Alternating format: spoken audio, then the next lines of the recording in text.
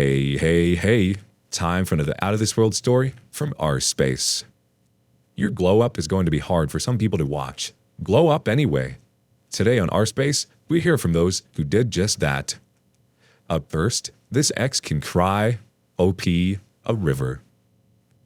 3 years later, an ex-wife is still playing the victim. So about 2 years ago, ex-wife, 38 female, cheated on me. Twice, but only admits to one, even though I have solid evidence. We were together 20 years, married 14. We had it all. Kids, house, great jobs, and I was everything a partner should be, but I admit I was far from perfect. Separation was somewhat amicable. I offered her to keep the house, but she declined. I paid her out, since that is all she wanted, which, in her words, was to move on with her life. After being separated for over a year, we officially divorced. During that time, during the separation, and up until now, she has stayed with the affair partner. Fast forward to now. She is better because she lives in an apartment, blamed me because I forced her to be unfaithful by asking for a separation during an argument after noticing all the changes in personality, lack of intimacy, physical and emotional changes. She feels depressed because her own family and friends cut her off due to her decisions, trying to bring a affair partner around a few months in. Looking back, I did and would have done anything for this woman until she proved to be unfaithful. Left her 4 kids to be with a affair partner, and now is playing the blame game because things have not turned out like she hoped. To be clear, I tried everything I could to stay in the marriage, but it was never enough for her. Her mind was made up, and nothing that I did was good enough.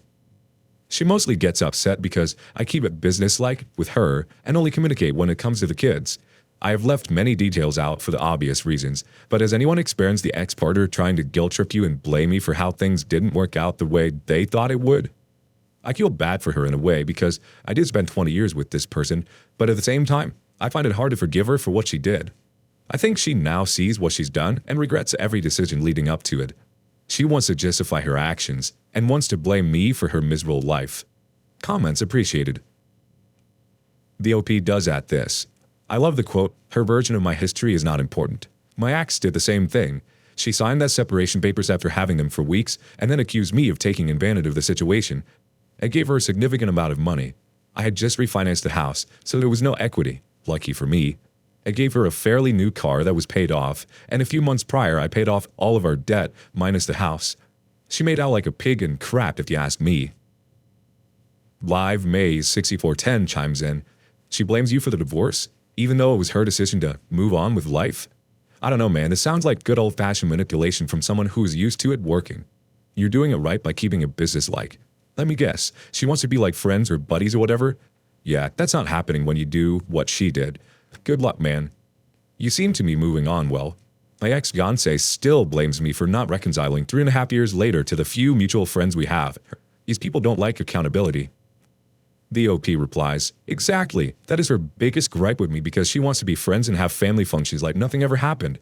Her excuse is she grew up in a divorced house and knows how it feels. Ironically or not, her mother was unfaithful to her father. I can sleep at night knowing I did everything I could and kept my vows." Live May 6410 has another thought. "Don't hear that noise, man. When you are with your children, you are dad. When you and her are discussing your children, you are business partners. Simple as that. There's no friendly, amicable break here. She cheated and then didn't care." The OP thinks, "Those are exactly my feelings. She tries to play the potty party." I think the OP meant pity party. But I just tune her out. I'm all out of emotional support cards. I tell her that is no longer my role. She got mad at me because I didn't help her out, a spare tire back after she had a flat. I told her that is no longer my role. She ended up going to the tire shop. Tertiary78 has some advice. Opposite of love isn't hate, it's indifference. I think pitying her is you recognizing you maintain zero feeling for her other than as the mother of your children. I would set stronger boundaries here and not entertain any of these conversations for her to run you down. Walk away when she starts going off in her self-spiral and absolutely ignore it via I am. Don't let her draw you in any more than you need. Move to healthier and happier things and let her wallow in her self-pity. The OP responds, "Well said and great perspective. I truly feel indifferent, and she reminds me all the time that I'm rude by not engaging in conversation. I love your advice." Our last comment on this story comes from Director 20530. "Go no contact on everything except for matters involving your children. Her version of your history is not important. You know the truth, and that is all that matters. My ex telephoned me in October from a burner phone. She called to ask for help with a security deposit on one-bedroom apartment she was going to rent. She also took the time to moan and groan about her current status, alone and penniless. She conveniently ignored the fact that she left me for the affair partner. She signed the divorce settlement without legal counsel, and she spent $60K she withdrew from our savings in less than 90 days. Too bad, so sad. Sometimes bad people are bad because they are playing the victim for attention or control. If they play the victim to get their way, consider choosing your battles wisely or making choices that will circumnavigate the circumstances in the first place, OP. Or, if they play the victim for attention, consider how you can reduce the amount of attention they might receive for their ploy. In the end, playing the victim doesn't get you anywhere. The victim will end up facing painful consequences in their life and relationships if they do not change their behavior by taking constructive criticism and turning it into positive action. She seems to have a head start with this one. Honestly, she dug her own grave and she's absolutely not your responsibility anymore.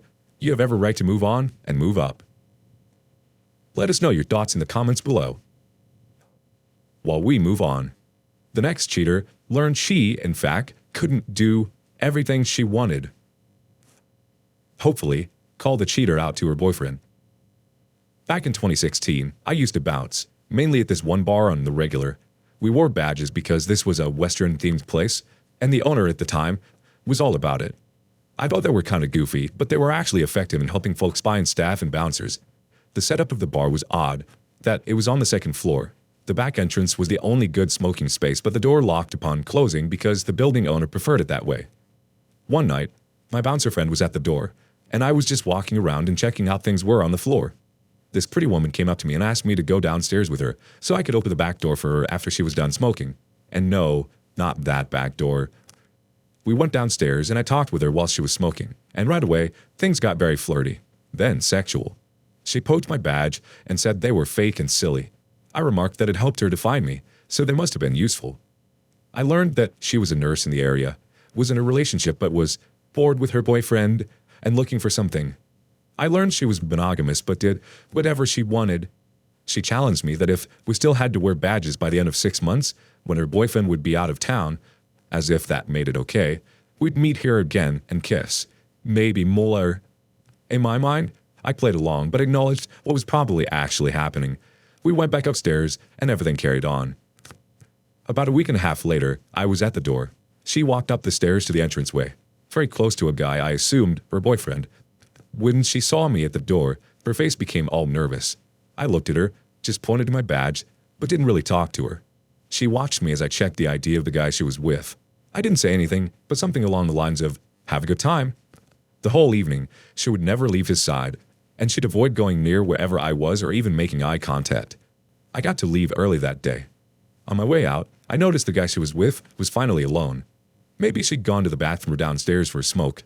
I walked past him, put my hand on his shoulder, and whispered to the dude, "She's probably cheating, tried it with me," and left. Not too long after that, I stopped bouncing altogether to focus on other professional opportunities. Fast forward to a few weeks ago, I was walking downtown. Out of the corner of my eye, I saw her walking in my direction. I think she recognized me, as she shot me a look of pure venom that could not be matched to this day. I'll have no way of knowing how things played out, but something tells me that night didn't go so well for her. Probably an a-hole move on my part, but hey, maybe it takes an a-hole to catch an a-hole. Our first response from the community, Italian Shorty 1 says, "Can you call out my cheating ex-boyfriend to his fiancée?" The OP replies, "Yikes. I'm sorry you went through that nightmare. That could be arranged." Christine M. Books says, "Good job. If more people called out cheating a-holes on their behavior, maybe they'd learn to stop stringing people along while doing their own thing. Doubtful, but a nice thought anyway. I don't think it was an a-hole move. I think you did a decent thing for the guy." Sick RM chimes in, "Not an a-hole move. You saved that guy big time. He could have ended up marrying her and having kids, if they were even biologically his. It seems like they broke up. She would have given you a smug or taunting look instead of one of venom if they'd stayed together. Honestly, it sounded like you did them a service. If she was willing to do that with you, guaranteed she's tried it before and it wasn't a one-time thing. She can't have her cake and eat it too. Hopefully, she's learned her lesson. What do you think? Would you have told him?" The next cheater can't help her boyfriend straight. The most epic way I have seen someone quit a relationship.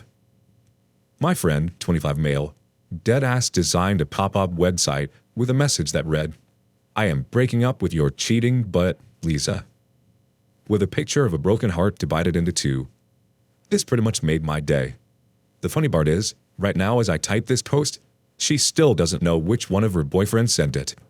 I told him to include his name. He just wouldn't listen. Still cracks me up.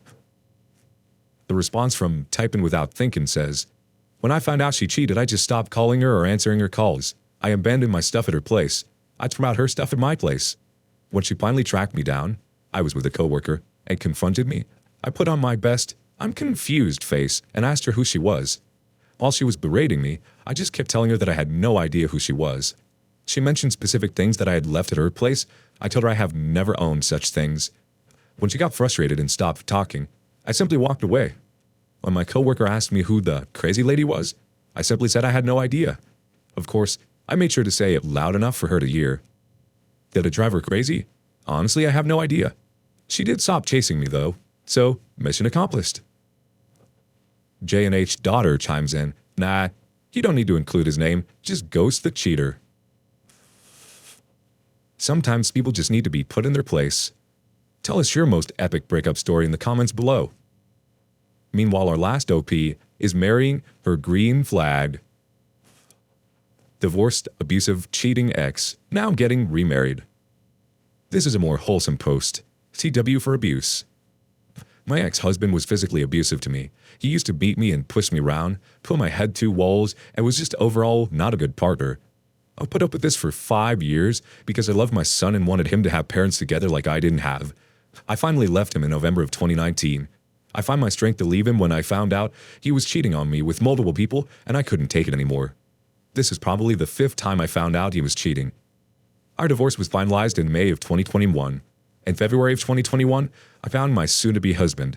And when I tell you he is the complete opposite of everything my ex-husband was, I mean it.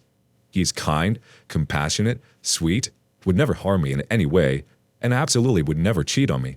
I can't describe the amount of baggage I have leaving my ex-husband, and he takes it in stride. I'm getting married on the 2nd of July, and I couldn't be happier. I love my soon-to-be husband, and I couldn't imagine a better man to be with. I guess what I'm trying to say is, there are happy endings to bad, abusive, cheating relationships. I have finally found mine. I hope everyone else will find theirs too. Lot of Scars 800 has something to say. What are some green flags of your cart bar that you would advise persons from this sub to look out for in a potential suitor after the crazy crap we've been put through? The OP replies, "Great question. For me, it's how he also treats my son. I mentioned how I stayed for so long because of my son, and he treats him exactly like his own kid. I don't even have to ask him to do things, and he does it. If I'm sick, he runs to get medicine for me and will take care of me. I ask him for hugs or cuddles, and he doesn't berate me and just does it. He cooks and cleans. I don't have to ask for anything that should be common sense. He never puts me down. I don't think I've ever had a time where he called me ugly, fat, stupid, or anything my ex did. We talk about things that irritate us or anger us, and we don't yell or fight at all. He communicates rather than just immediately acts out." Coca-Cola Kid add this. "So sorry you had to go through the abuse. No one deserved this. I wish you full happiness going forward with your future husband." This is so heartwarming, OP. I'm so proud of you. I'm thrilled you found what you deserved. What you are experiencing is what you have deserved all along, and I'm so sorry you had to go through hell to get there. Get used to this new normal. Wishing you all the happiness this world has to offer. Thank you for joining us today in our space. Don't forget to like and subscribe and hit that notification bell. Also, please let us know what you thought of today's content. Until next time.